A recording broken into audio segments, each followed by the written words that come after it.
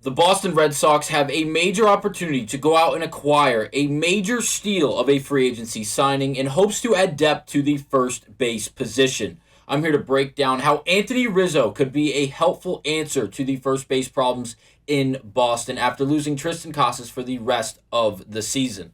We'll break down all of that on this episode of Red Sox Digest. But first, please do remember to subscribe to the channel if you're a part of the near 90% currently watching this video not currently subscribed. We do appreciate the love and support, so thank you guys for everything. But now let's get to it and break down a possible answer for first base in Boston. And it comes with a familiar name. For one reason or another, Anthony Rizzo is the topic of conversation.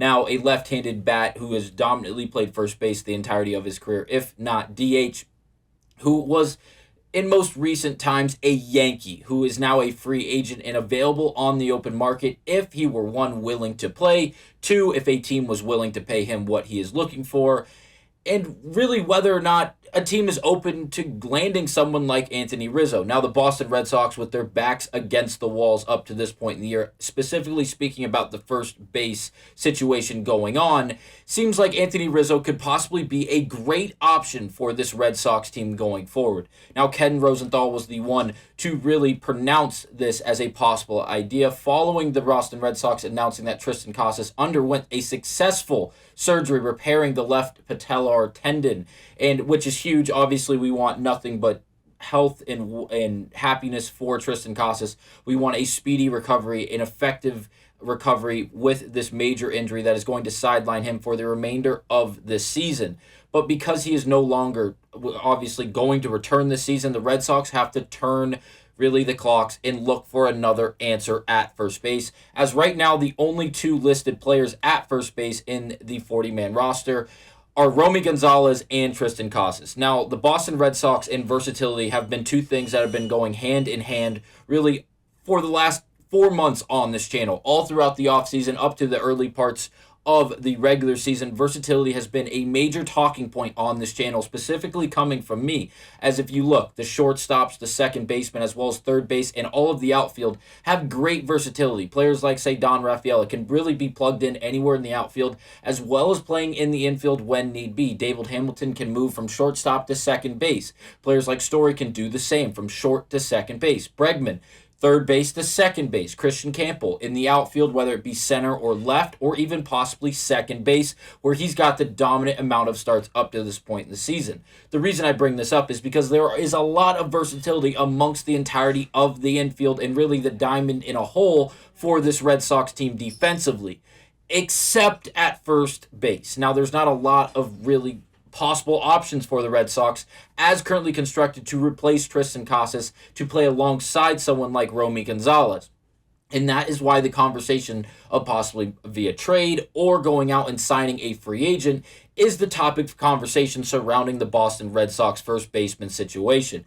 Now, Romy up to this point in the year has been pretty damn good, and over the last 3 games where he's gotten the ample amount of opportunities due to the Casas departure, he's been pretty damn good, including the last game against the Minnesota Twins where he went 1 for 2 with an RBI and a stolen base, doing all the little things for this Boston Red Sox team, not only hitting for a good average and a minimized amount of at-bats, but also once getting on base, showing off the speed for a first baseman. Definitely considered plus-side speed for a first baseman, as Romy Gonzalez does a pretty damn good job at moving around the base paths as a first baseman, a position that you wouldn't really anticipate to have a decent level of speed at that, let alone plus-side speed. Now, if you look at his baseball savant page, he has not qualified for anything when it comes to the offensive batting production as well as the fielding production, but if you look at the bottom, he's definitely 80th plus percentile when it comes to the running ability and the sprint speed of Romy Gonzalez, something that you usually don't see from the first baseman position. And if we were to go and the Red Sox were able to go and acquire someone like Anthony Rizzo, that would be definitely something that he could not give us. But again, it would be a significant signing for the Red Sox, as it could definitely give this Red Sox team a jump offensively. As now Rizzo is getting up there in age, he is now 35, but as proposed from someone in Ken Rosenthal, who's obviously one of the most credible names in surrounding the game of baseball, it's worth a talking point at the least. And the reason I say that is because, well, Rizzo after last season, he became an unrestricted free agent. No one went out and really offered him the money he was looking for, and he's been really just sitting at home. Whether he's been staying prepared or not is definitely a question that Ken Rosenthal leads in this topic of conversation in this tweet that, again, will be tagged down below if you want to listen to the entirety of this roughly 2-minute clip from Rosenthal breaking down the Casas situation in Boston. It is a minimized version of really what he alludes to and elaborates in the entirety of the podcast.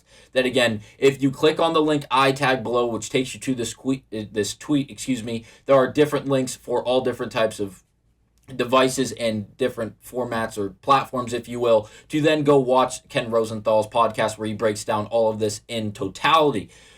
But in doing so, he not only mentions whether or not Anthony Rizzo would be wanting and willing to come back and play professional baseball for a 135 game season up to this point in the year, but also there are a few other options that would also be familiar to the Boston Red Sox. Players like Dominic Smith, who are currently in AAA in the Yankee system, as well as Garrett Cooper, who's currently in the Brave system. Two names that the Red Sox went out and acquired following the Tristan Casas injury from last season. A little bit of rinse and repeat. Now, to switch things up, they could go with Anthony Rizzo, but again, he is much older in age. And if you look at the overall production from Rizzo in the last few years, it hasn't been otherworldly. He has definitely fell off just a tad bit at the minimum, if you would like to be blunt about it and kind of beat around the bush, since those 2017, 16, 18 seasons where he was flat out phenomenal. He was a great piece on the Cubs as well as the newly added Yankee in those years, and he was damn good, not only offensively, but winning multiple Gold Gloves, I believe 3 for his career at first base,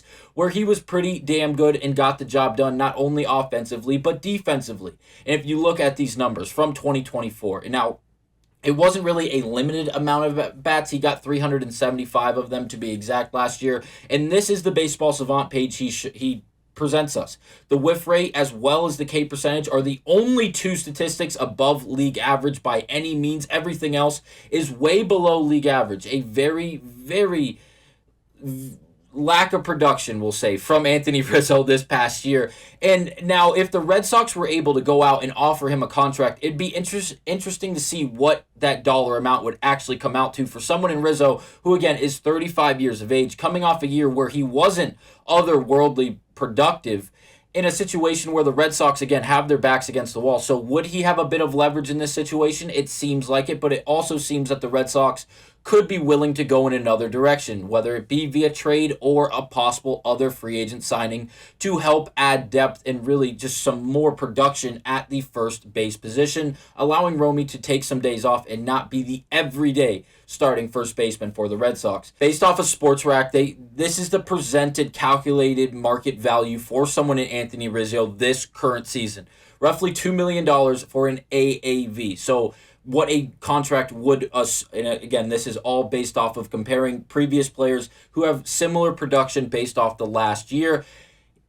It would be roughly a 2-year contract for $4 million and some change for Anthony Rizzo. And again, that is a hypothetical, totally an assumption of what that contract would look like for Anthony Rizzo. And if that's the asking price, I would love this move. And I think the rest of the Red Sox nation would really enjoy this move for Anthony Rizzo to be acquired by the Boston Red Sox. He was drafted by the Red Sox back in 2007, I believe. And again, that didn't pan out. He ended up with the Padres before the Cubs, and then obviously the New York Yankees, where he has really finished out the later half of his career, being in the Pinstripes, a rival of the Boston Red Sox. It'd be nice to see another big left-handed power bat to acquire for this Red Sox team to then replace Tristan Casas, who again is going to be out for the remainder of the season. Rizzo has had a long, storied career, being a part of that Chicago Cubs team that did win the championship back in 2016, I believe. It would be a lot of fun. I think he'd add a great, different just dynamic to this team, not only being a power bat, but also having the leadership and the experience from all of the years that he's put into the MLB. I think it'd be a great addition for this Boston Red Sox team.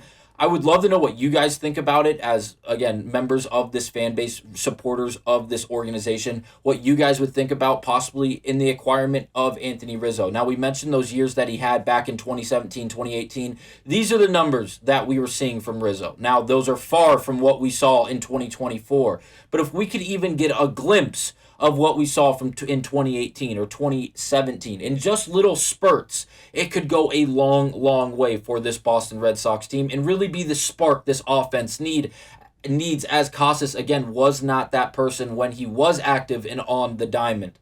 Again, this could be worst case scenario for the Boston Red Sox, as we alluded in the last time we broke down the Tristan Casas injury updates, as they bet on Casas. They bet on the dude who had multiple injuries over the last few years, who wasn't able to stay on the diamond, but because of the potential and the overall abilities they believed he has, they bet on him and they brought him back. They didn't trade him for all the value they could get before this season started, and now they have to reap the benefits of really what has happened up to this point.